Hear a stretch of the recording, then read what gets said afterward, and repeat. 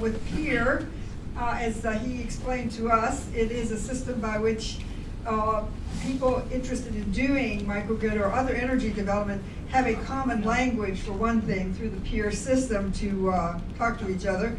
Obviously, it is something, it's connected with U.S. Green Building Council, so it's national in scope.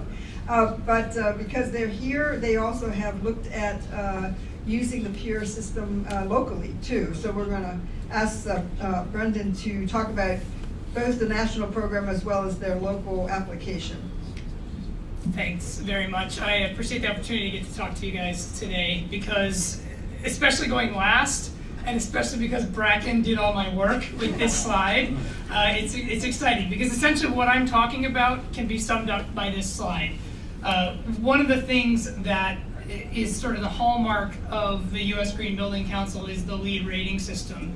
And what LEED has tried to do over the last 15 years is essentially take all of the consternation and misalignment and redundant definition and creation of the concept of green building from scratch every single time somebody wanted to do a building, and shorthand that all down into a benchmark and a third-party standard. And what I'm talking about tonight is essentially that for the power industry.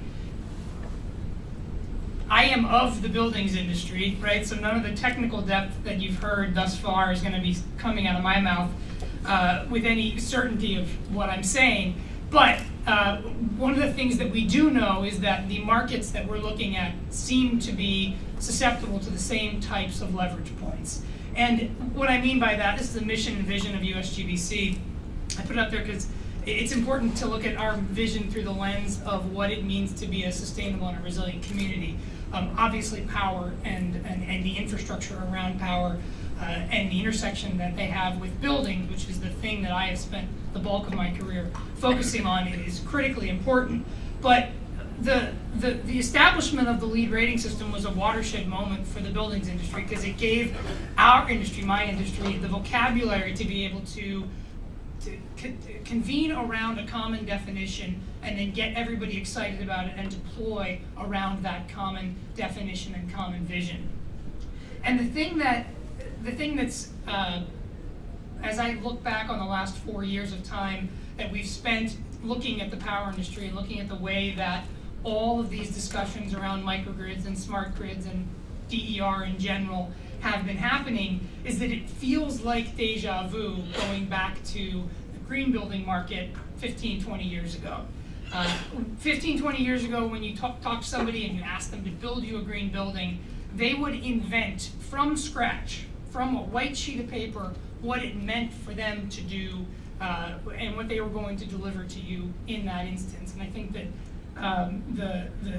the idea that you got 18 proposals and probably had to spend a good amount of time trying to figure out what they were saying to you to bring them back to a common definition so that you understood and had the ability to go through and make an informed decision, was something that not a lot of people who haven't invested in the time and the energy to build the level of technical understanding and sophistication that you clearly have for the market that you're serving is going to be capable of doing. So they get these 18 proposals and they're all scattered on the table, and they don't really have any common definition, any common core.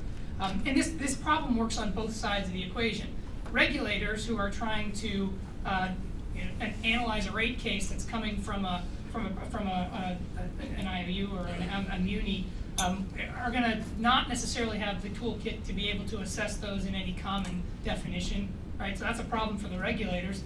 Same problem is it's the opposite side of the coin for the muni who's trying to rate case a microgrid investment or a distributed energy resource investment. They don't know what the regulators are looking for.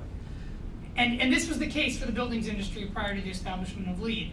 And all we really did was take the work that has been done by the people who are out there engaging around the establishment of green buildings, systematize it, standardize it, and put a label on it. And that's, there's a lot more technical depth to the way that the rating system has been constructed, but the macro level thing that we created was this mechanism to take the concept of green building and democratize it so that everybody can understand it. And we did that by basically going through and centering project teams around location and transportation, sustainable sites, water efficiency, energy and atmosphere, materials and resources, and then how we treat the people that are in these buildings. And this is the core tenet of the global green building movement today.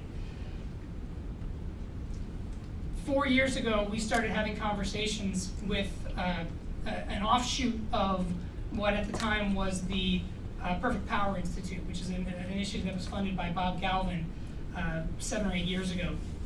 And we had started having these conversations. So I started doing some due diligence, and I started going to energy conferences. I started to go to conferences that were talking about microgrids. And I distinctly remember coming back from, I think it was my third one of these. You know, I'd seen 25, at that point, 25 different case studies. And I sat down with a guy who we were working with at Perfect Power at the time, a guy named John Kelly, who maybe some of you know. And I said, John, I'm having a problem here. Every time I see a case study on a microgrid, it's a brand new thing. It's its own special snowflake, right? He's like, no, you're right. This is a problem for the industry. And out of that came this. Out of that came this.